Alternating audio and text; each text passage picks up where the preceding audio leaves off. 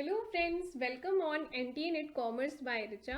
Friends, आज हम start करने वाले हैं एक नई सीरीज बिजनेस मैनेजमेंट की, और ये बिजनेस मैनेजमेंट का पार्ट 1 है। इसमें फ्रेंड्स हम देखेंगे कि बिजनेस मैनेजमेंट क्या होता है। मैनेजमेंट का देखेंगे इंट्रोडक्शन और मैनेजमेंट के फंक्शन। ठीक है, तो हम पहले ये जानेंगे कि मैनेजमेंट क्या होता है, फिर हम इसको देखेंगे कि मैनेजमेंट एक ऑर्गेनाइजेशन के पॉइंट ऑफ व्यू से क्या होता है, और इसके सारे फंक्शन को देखेंगे। जितने भी फंक्शन होते हैं उनको देखेंगे। फ्रेंड्स देखिए, क्वेश्चन एग्जाम में फंक्शन से भी पूछ लेता है कई बार, क्योंकि ये सब बहुत बेसिक होते हैं और हमें बेसिक आना चाहिए एग्जाम के लिए। ओके, तो स्टार्ट करते हैं। देखो, मैनेजमेंट, सबसे पहले ये जान लो कि मैनेजमेंट क्या होता है। मैनेजमेंट होता है कि हमारी लाइफ में जो भी हमारा गोल है, जो भी हमारा ऑब्जेक्टिव है, उसको किस तरीके से अचीव किया जाए।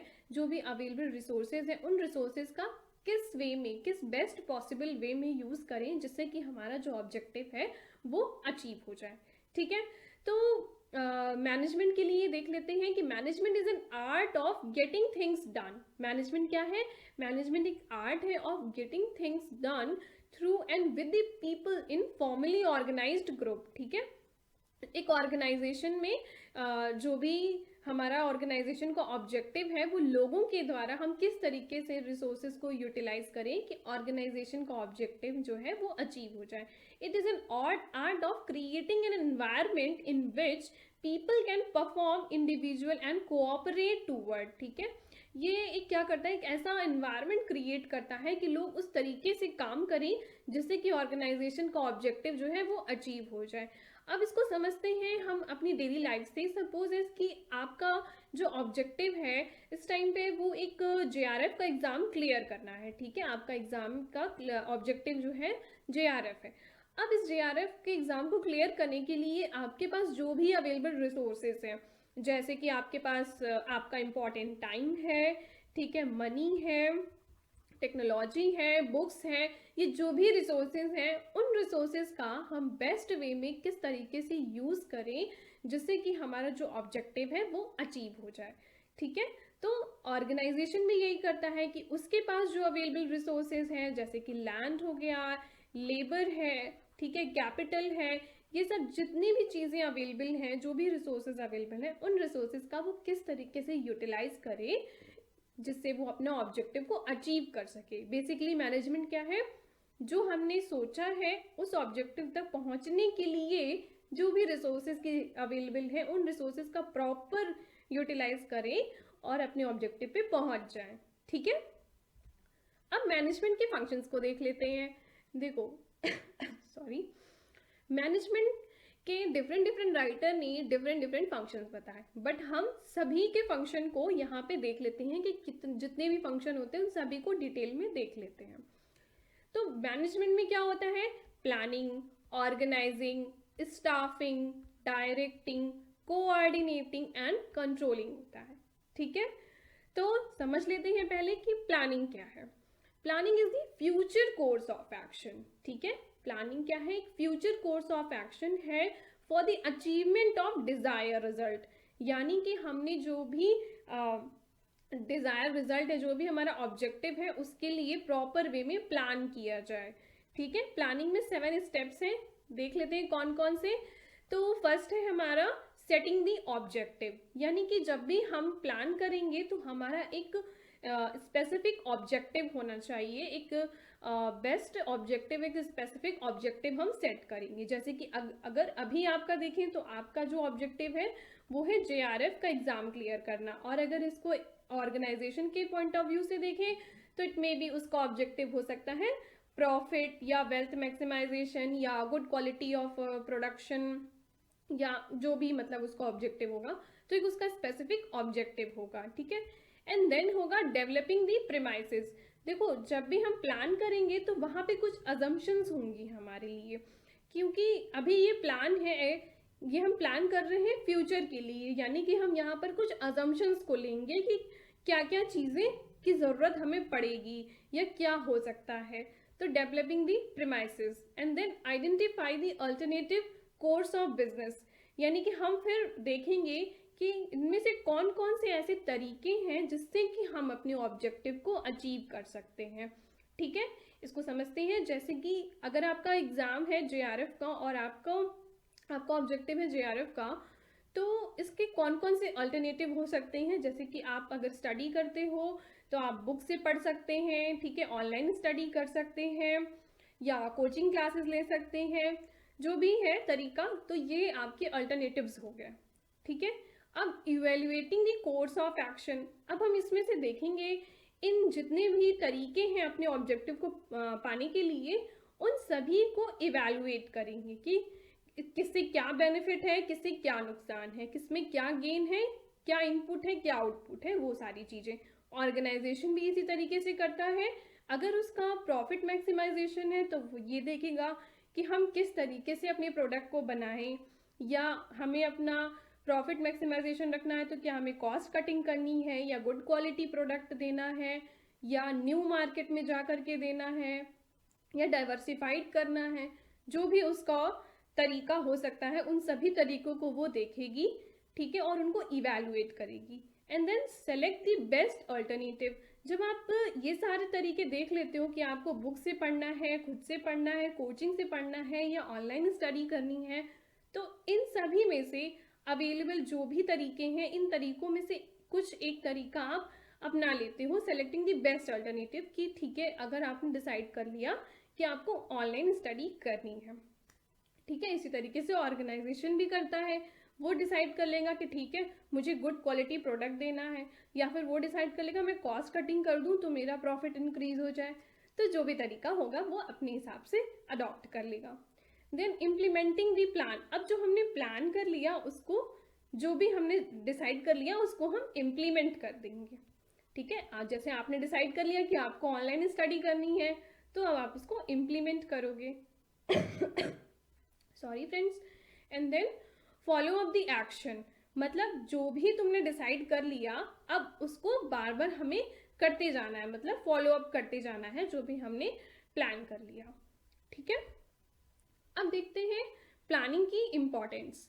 तो प्लानिंग क्या है? प्लानिंग प्रोवाइड द डायरेक्शन, क्योंकि जब आपने प्लान कर लिया, सपोज इसके आपके पास 4 मंथ का टाइम है एग्जाम के लिए, तो आपने प्लान कर लिया। अब प्लानिंग के अकॉर्डिंग आप चल रहे हो तो आपको एक प्रॉपर डायरेक्शन मिलती जाएगी कि हमें ये करना है, फिर अब ये करना है।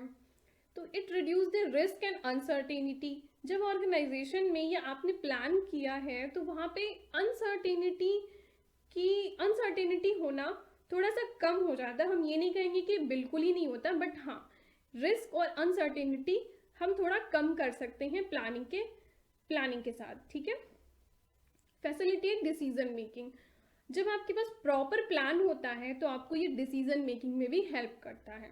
सपोज एज आपने प्लान किया है कि आपको जेआरएफ क्लियर करना है, तो आप डिसीजन लेने में आपके लिए इजी होगा कि हमें ये एग्ज़ाम तो क्लियर करना है, बट अब इसके लिए आपको जो भी उसमें सपोज समझ लेते हैं बैरिकेड आए या फिर कुछ अच्छा बुरा, आप अच्छे से डिसीजन ले सकते हो अपने गोल के अकॉर्डिंग, अपने प्लानिंग के अकॉर्डिंग।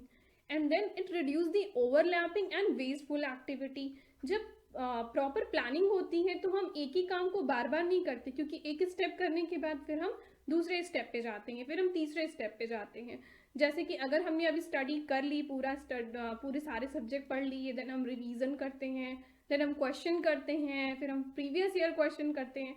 तो ऐसा नहीं कि एक ही सब्जेक्ट को आप बार बार पढ़ोगे, आप स्टेप बाय स्टेप आगे बढ़ते जाते हो। It promote the innovative idea. जब प्लानिंग होती है तो हमारे माइंड में काफ़ी क्लैरिटी होती है कि क्या करना है, अब नेक्स्ट क्या करना है। तो जब क्लैरिटी होती है तो कुछ इनोवेटिव आइडियाज़ भी आते हैं, क्योंकि माइंड हमारा शांत होता है, हम कंफर्टेबल होते हैं, देन कुछ इनोवेटिव आइडियाज़ भी आते हैं, ओके। देन प्लानिंग में कुछ लिमिटेशंस भी हैं, ठीक है। देख लेते हैं कौन कौन सी लिमिटेशंस हैं। It's lead to rigidity. अब देखो, अगर किसी ऑर्गेनाइजेशन ने डिसाइड कर लिया है कि उसको प्रॉफिट मैक्सिमाइजेशन रखना है, उसका गोल ये है, ठीक है, तो जब वो प्रॉफिट मैक्सिमाइजेशन पे काम कर रहा है तो वो सोशल वेलफेयर पे काम नहीं कर सकता सेम टाइम पे। जैसे कि अगर अभी आप जेआरएफ की तैयारी कर रहे हो तो आप उस टाइम पे आईएएस का एग्जाम नहीं दे सकते, ठीक है। तो इट इज़ दी यहाँ पर क्या होती है, रिजिडिटी होती है। फिर इट रिड्यूस द क्रिएटिविटी। अब देखो, जब प्रॉफिट मैक्सिमाइजेशन की बात कर रहा है ऑर्गेनाइजेशन, यानी कि उसके पास एक कोई प्रोडक्ट है, उसको ही लेके वो आगे चल रहा है, तो वहाँ पर कोई एक अलग कोई नया प्रोडक्ट के बारे में वो बात नहीं करेगा। ठीक है, जैसे अभी अगर आप जेआरएफ के बारे में बात कर रहे हो तो फिर आप फोकस्ड हो कि आपको जेआरएफ क्लियर करना है। ठीक है, it involve the huge cost. देखो ऑर्गेनाइजेशन में क्या होता है कि बड़े बड़े प्रोजेक्ट होते हैं, ठीक है, उनका जैसे प्रॉफिट मैक्सिमाइजेशन होता है तो उनके बहुत सारा स्टाफ होता है, कॉस्ट मटीरियलिस्टिक कॉस्ट होती है। तो उन चीज़ों का उन चीज़ों के लिए जब हम प्लानिंग करते हैं तो इसमें प्लानिंग में काफ़ी कॉस्ट लग जाती है। ठीक है, एंड टाइम कंज्यूमिंग प्रोसेस होता है। जैसे कि अगर अभी आप सोचो कि 3 मंथ का आपको प्लान करना है कि प्रॉपर आपको कब कौन सा सब्जेक्ट पढ़ना है और कब क्वेश्चंस करने हैं ठीक है, तो इसमें क्या होता है कि अभी आप एक छोटा सा प्लान कर रहे हो और इसमें भी आपका टाइम कंज्यूम होता है। तो उसी तरीके से एक बड़े ऑर्गेनाइजेशन के लिए जहाँ पे ग्रुप का गोल होता है वहाँ पे और ज़्यादा टाइम लगता है, तो वो टाइम कंज्यूमिंग प्रोसेस होता है। ठीक है, and does not guarantee success. देखो आप कोई चीज़ प्लान कर रहे हो, आपको ऐसा लग रहा है वहाँ पे आप सेटिंग द प्रीमाइसेस कुछ अजम्पशंस के साथ आप प्लान कर रहे हो। ठीक है, वहाँ पे अजम्पशंस हैं, तो यहाँ पे कोई गारंटी नहीं होती है। वो डिपेंड करता है कि आप अपनी प्लानिंग किस बेस्ट वे में कर रहे हो और किस बेस्ट वे में आप उसको एग्जीक्यूट कर पा रहे हो। ठीक है, तो it is all about situational. फिर अब हम देखते हैं टाइप्स ऑफ प्लान। देखो फ्रेंड्स, टाइप्स ऑफ प्लान से क्वेश्चन आ चुका है एग्जाम में, तो इसको डिटेल में देखना। ठीक है, तो प्लान जो है दो तरीके से होते हैं। ठीक है, प्लान 2 टाइप के होते हैं। एक होता है हमारा सिंगल यूज प्लान। ठीक है, यानी कि सिंगल यूज का मतलब क्या हुआ, 1 टाइम यूज करना। ठीक है, एंड अदर होता है हमारा स्टैंडिंग प्लान। दोनों नाम ध्यान रखना, स्टैंडिंग और सिंगल यूज प्लान। अब सिंगल यूज प्लान क्या हुआ, it is design to meet the demand of specific situation. ठीक है, यानी कि ये सिचुएशनल होता है, एक स्पेसिफिक सिचुएशन में कुछ यूज किया जाएगा इसको। These plan are discarded when situation is over. जब सिचुएशन खत्म हो जाती है तो ये प्लान भी खत्म हो जाते हैं। अब देखो ऐसे प्लान कहाँ पर होंगे, जब किसी ऑर्गेनाइजेशन में जब प्रोजेक्ट पे काम किया जाए, जब वो प्रोजेक्ट आएगा उसके लिए प्लान किया जाएगा, जब प्रोजेक्ट खत्म तो प्लानिंग भी खत्म। ठीक है, इसी तरीके से बजट है, जो हमारा ईयरली बजट होता है, जो भी मनी आता है उसका एक प्रॉपर बजट बनाते हैं हम, और जब ईयर खत्म हो जाता है तो फिर नया ईयर, नया पैसा, नया बजट। तो इसी तरीके से ये वाले single use 1 time use plan होते हैं। प्रोजेक्ट हो गया, बजट हो गया। ठीक है, स्टैंडिंग प्लान, स्टैंडिंग का मतलब होता है कुछ ऐसे प्लानिंग जो कि डे टू डे लाइफ में डेली सेम इसी तरीके से यूज होती जाती है। These are recurring plan, these are use again and again unlimited time period, मतलब इनका कोई टाइम पीरियड फिक्स नहीं होता, ये चलते जाते हैं। ठीक है, इट सर्व द गाइडलाइन और criteria for smooth functioning of organisation. किसी ऑर्गेनाइजेशन के प्रॉपर चलने के लिए गाइडलाइन प्रोवाइड करना, जिससे कि हर एक चीज़ के लिए किसी और से पूछना ना पड़े, प्रॉपर रूल्स एंड रेगुलेशंस बना दिए जाए। ठीक है, तो वो होता है आपका स्टैंडिंग प्लान। अब इसमें कौन कौन सी चीज़ें आती हैं, इसमें आता है पॉलिसी, मेथड, प्रोसीजर, रूल्स। ठीक है, ये आपके स्टैंडिंग प्लान होते हैं। तो एग्जाम में जो क्वेश्चन आया था उसमें पूछा था कि पॉलिसी या प्रोसीजर ऐसे कोई एक नाम ले लिया था और उसमें पूछा था कि ये कौन से टाइप का प्लान होता है, सिंगल यूज, स्टैंडिंग प्लान, कौन सा प्लान होता है।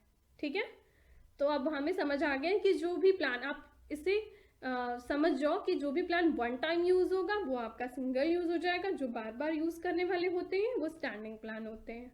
ओके, अब नेक्स्ट हम देखते हैं फंक्शन। दूसरा फंक्शन है ऑर्गेनाइजिंग। ठीक है, हमने पहला प्लानिंग देख लिया एंड दूसरा है ऑर्गेनाइजिंग। अब देखो ऑर्गेनाइजिंग को सिंपल समझो कि चीज़ों को प्रॉपर तरीके से ऑर्गेनाइज करना। ठीक है, अगर हम daily day to day life में देखते हैं तो it is the function in which synchronisation, ठीक है, synchronisation and combination of human, physical and financial resources take place.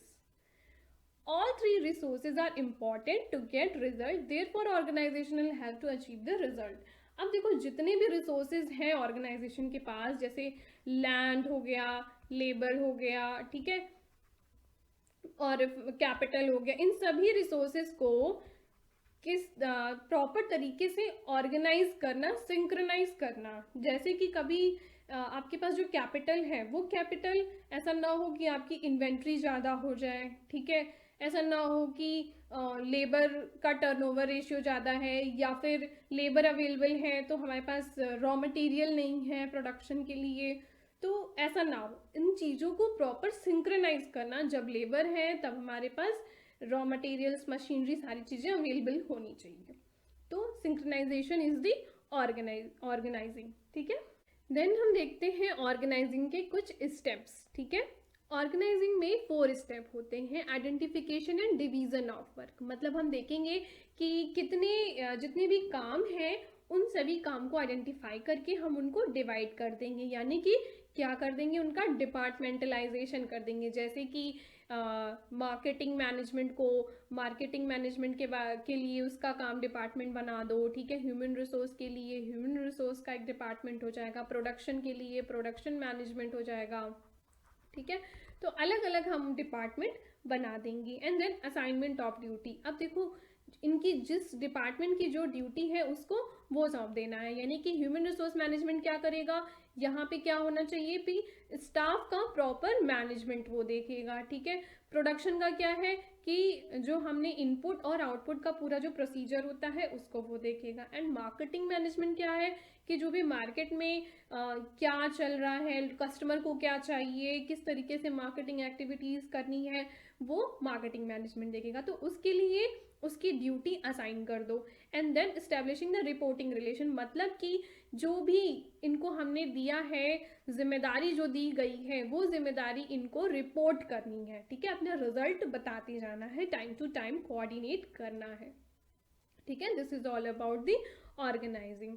अब देखते हैं कोऑर्डिनेटिंग क्या होता है। एक तरीके से ऑर्गेनाइजिंग का ही तरीका होता है, इसको एक तरीके से ऑर्गेनाइजिंग ही होता है कोऑर्डिनेटिंग। तो coordinating is the function of management in which ensure that different department and group work together. जैसा कि हमने ऑर्गेनाइजिंग में देखा कि डिपार्टमेंटलाइजेशन कर दो, लेकिन डिपार्टमेंट आपने डिवाइड तो कर दिया, एचआर को, मार्केटिंग को, ऑपरेशन को, सबको डिवाइड कर दिया, ठीक है, लेकिन उनके बीच में एक प्रॉपर कोऑर्डिनेशन भी होना चाहिए। नहीं कि ह्यूमन रिसोर्स वाले कुछ और पे ही काम कर रहे हैं, प्रोडक्शन वाले कुछ और पे काम कर रहे हैं, मार्केटिंग का कुछ और ही ऑब्जेक्टिव है, नहीं, उनका एक जो कंप्लीट ऑब्जेक्टिव होना चाहिए वो ऑर्गेनाइजेशन का ऑब्जेक्टिव होना चाहिए। उनके बीच में एक कोऑर्डिनेशन होना चाहिए जितने भी डिपार्टमेंट हैं, ठीक है। जैसे अगर हम अपनी स्कूल और कॉलेज की बात करें तो इस कॉलेज में क्या होता है, अलग अलग डिपार्टमेंट होते हैं, ठीक है। जैसे कॉमर्स का डिपार्टमेंट हो गया, ठीक है, साइंस हो गया और आर्ट हो गया, इस तरीके से अलग अलग हमने डिपार्टमेंट बना दिया, लेकिन उनका मेन ऑब्जेक्टिव क्या होता है कि हम बेस्ट वे में अपना जो टीचिंग है उसको बेस्ट वे में हम डिलीवर कर पाएँ, प्रॉपर एजुकेशन मिल पाए स्टूडेंट को। एक कॉलेज का ये उनका ऑब्जेक्टिव होता है, ठीक है। Therefore the unity of action among the employee, अगर कोऑर्डिनेशन होगा तो क्या होगा, उनकी यूनिटी ऑफ एक्शन होगा, उनका यूनिटी ऑफ डायरेक्शन होगा, एक ही डायरेक्शन में वो काम कर रहे होंगे, ठीक है। और इस वजह से उनके बीच में क्या होगी, हारमोनी भी बनी रहेगी। It also bring the harmony in carrying out the different task and activity to achieve the organisation objective, ठीक है। तो ये हो गया हमारा कोऑर्डिनेटिंग।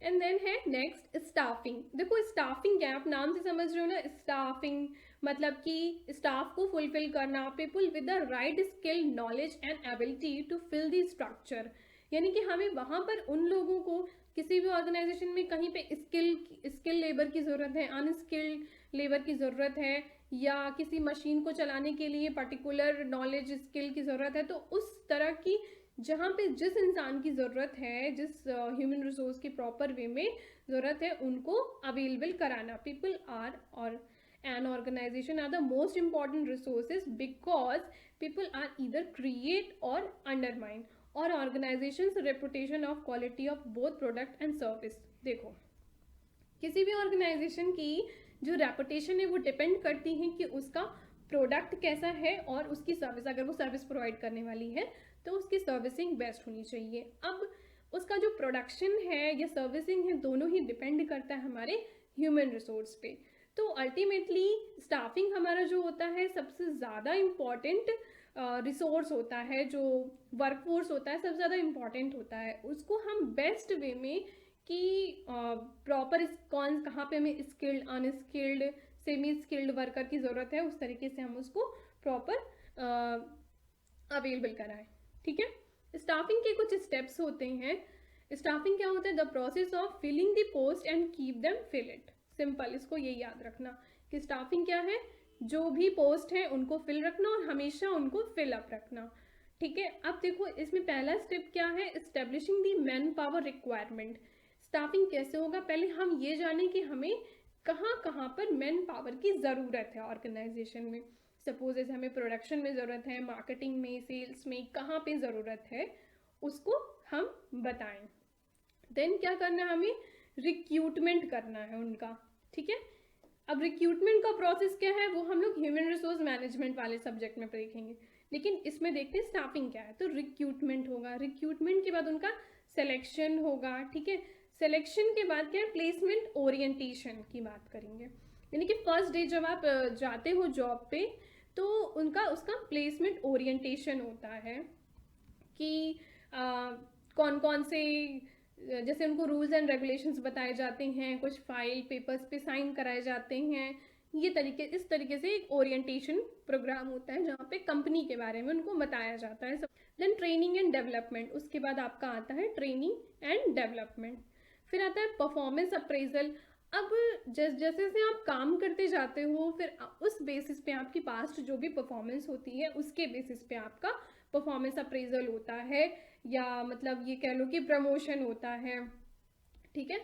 तो उसके बाद आपकी प्रमोशन एंड करियर प्लानिंग की, आगे फ्यूचर में जो भी करियर प्लानिंग या प्रमोशन की बात होती है कि एक स्टेप से दूसरे स्टेप पे आप आगे बढ़ते हो। एंड देन होता है कंपनसेशन, जो भी आपने काम किया उसके लिए आपका कंपनसेशन अवेलेबल होता है। This is the all about staffing. Okay. And then आता है फ्रेंड्स हमारा डायरेक्टिंग।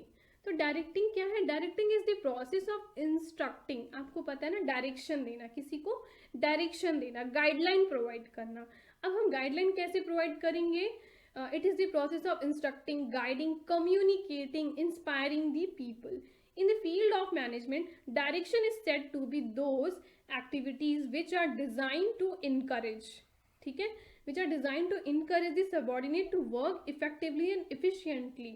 यानी कि डायरेक्टिंग, अगर आप ही सोच लो कि आपको एग्जाम क्रैक करना है तो उसके लिए एक प्रॉपर डायरेक्शन देना है, टीचर आपको डायरेक्शन देता है, गाइडेंस प्रोवाइड करता है, उस ड्यूरेशन में आपका प्रॉपर मोटिवेशन लेवल भी अच्छा होना चाहिए, इंस्पायर होना चाहिए, आपसे वो बात करता है। उसी तरीके से वर्कफोर्स के साथ भी होता है, ह्यूमन रिसोर्स के साथ भी होता है कि उसको पर्टिकुलर मशीन पे काम करना है या टेक्नोलॉजी पे काम करना है तो गाइडेंस प्रोवाइड करना। ठीक है। और उनका मोटिवेशन लेवल भी बना कर रखना। डायरेक्टिंग के 4 स्टेप्स हैं, इनको देख लेते हैं। तो पहला है सुपरविजन। ठीक है, सुपरवाइज करना। एंड देन है कम्युनिकेट करना, फिर लीडरशिप एंड मोटिवेट।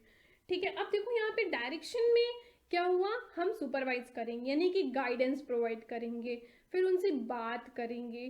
ठीक है। और लीडरशिप, लीडरशिप का मतलब क्या हो गया कि जहाँ पे वो गलत कर रहे हैं उनको बताना, समझाना। ठीक है। एंड देन अगर इस ड्यूरेशन में काम करते वक्त अगर वो किसी भी समय डीमोटिवेट हो गए तो उनका मोटिवेशन भी बना कर रखना वो भी मैनेजर का काम होता है। ठीक है। नेक्स्ट है कंट्रोलिंग। कंट्रोलिंग क्या होता है, अब देखो कुछ भी तुमने प्लान किया, सपोज जैसे आपको जेआरएफ का एग्जाम क्लियर करना है, आपने सोचा कि आपको जेआरएफ देना है। अब आप प्लान तो कर रहे हैं लेकिन उसके साथ साथ आप अपने आप को कंट्रोल भी रखना है। ठीक है। जैसे कि सोच लिया कि ये करना है लेकिन आप फिर बार बार स्विच हो जाते हैं, इधर उधर भटक जा रहे हो, अच्छा ये एग्जाम नहीं करते, अपना ऑब्जेक्टिव से इधर उधर मूव हो जा रहे हो, या आउटपुट सही से नहीं आ रहा है, तो उसको भी जज करना, उसको भी कंट्रोल करना। ठीक है। तो control can be defined as the function of management which helps to seek the plan result from the subordinate manager and at the level of organisation. ठीक है। यानी कि हम अपने सबॉर्डिनेट को इस तरीके से कंट्रोल करें प्लान, जिससे कि जो हमने प्लान किया है उससे हम वो रिजल्ट, जो ऑब्जेक्टिव हमने डिसाइड किया था अपने प्लानिंग के हिसाब से, हम उस रिजल्ट को पा सकें। The controlling function help in measuring the progress. Controlling से क्या होता है, हम प्रोग्रेस को मेज़र कर सकते हैं। जैसे कि आप first class, second class, third class ऐसे आपने पढ़ा, तो हर बार एक एग्ज़ाम होता है। Exam is like controlling. अगर एग्ज़ाम नहीं होता तो क्या आप एक पढ़ाई करते? आप अच्छे से नहीं पढ़ते ना। तो एग्ज़ाम के लिए आप पढ़ते हो क्योंकि आपको अपनी प्रोग्रेस रिपोर्ट मिलती है, ठीक है। तो measuring the progress toward the organisation goal, हम ये देखेंगे कि ऑर्गेनाइजेशन के गोल की तरफ हमारी प्रोग्रेस रिपोर्ट जा रही है या फिर नहीं, ठीक है। एंड ब्रिंग एनी डेविएशन, अगर कोई डेविएशन है, जैसे प्रॉफिट मैक्सिमाइजेशन हमने रखा था अपने ऑर्गेनाइजेशन का गोल, बट अगर कोई भी डेविएशन आ रहा है तो उसको हम फाइंड आउट करेंगे and indicate the corrective action, और जो भी उसके लिए करेक्टिव एक्शन होगा हम उसको भी लेंगे। It is the process of actual result closer to the desire result. मतलब कि कंट्रोलिंग क्या करता है कि जो भी हमने प्लान किया था उस प्लान के पास तक हमको लेकर के आता है, ठीक है। जैसे कि अगर हम टेस्ट सीरीज देते हैं, तो टेस्ट देते हैं, अगर हमारे मार्क्स अच्छे आते हैं इट मीन्स ठीक है, इट इज़ गुड, जो भी मैं जैसे भी मैं काम कर रही हूँ ऐसे ही बस करते जाना है। बट अगर कभी क्या होता है टेस्ट में मार्क्स कम आते हैं, तो हम चेक करते हैं कि क्या हमने सब्जेक्ट में कोई पार्ट मिस कर दिया है या कुछ ऐसा है जो छूट गया है, तो हम उसको पढ़ते हैं। यानी कि क्या हुआ, जो टेस्ट होते हैं वो हमारे कंट्रोलिंग होते हैं, ठीक है, हमारे ऑब्जेक्टिव को पाने के लिए। कंट्रोलिंग के स्टेप्स कौन कौन से होते हैं? सेटिंग द परफॉर्मेंस स्टैंडर्ड, ठीक है। अब एक स्टैंडर्ड आप सेट कर लो, जैसे कि हम देखते हैं कि एग्ज़ाम में जो मैक्सिमम JRF के लिए हमारा 67 to 68% तक हमारा जाता है। तो हमने एक स्टैंडर्ड सेट कर लिया कि ठीक है, अगर हमारे सभी टेस्ट में सपोज 70% मार्क्स आ जाते हैं तो इट मीन्स कि ठीक है, तो हम एक स्टैंडर्ड सेट कर लिया, ठीक है। मेजर ऑफ एक्चुअल परफॉर्मेंस, अब जब भी हम हर बार एग्जाम देंगे, टेस्ट देंगे, तो उस टेस्ट से जो भी हमारा रिजल्ट आएगा हम चेक करेंगे अपनी परफॉर्मेंस को, ठीक है। Comparison of actual performance with standard, यानी कि अब सपोज किसी एग्जाम में यहाँ पे 50% आ गया, और इस स्टेप में फिर क्या होगा, हम यहाँ पे कंपेयर करेंगे कि क्या 70% से हम कितना दूर रह गए और क्यों दूर रह गए, ठीक है। अब उस डेविएशन को एनालाइज करेंगे कि ये जो 20% का डिफरेंसेस आया है, what is the reason behind it, ठीक है। And then taking the corrective action, जो भी उसके लिए करेक्टिव एक्शन हो सकता है। सपोज कि हमारा कोई सब्जेक्ट छूट गया होगा या किसी सब्जेक्ट में आप वीक हो गए, तो हम उस सब्जेक्ट को फिर से पढ़ लेंगे, ठीक है। तो that is all about the controlling. अगर आपको ये सीरीज फ्रेंड्स पसंद आ रही हो तो आप मेरे चैनल को सब्सक्राइब करना, और I am also available on Facebook, Instagram and Twitter and also on WhatsApp. So if you have any query you can contact me on WhatsApp and also on Instagram. And thank you for watching my video.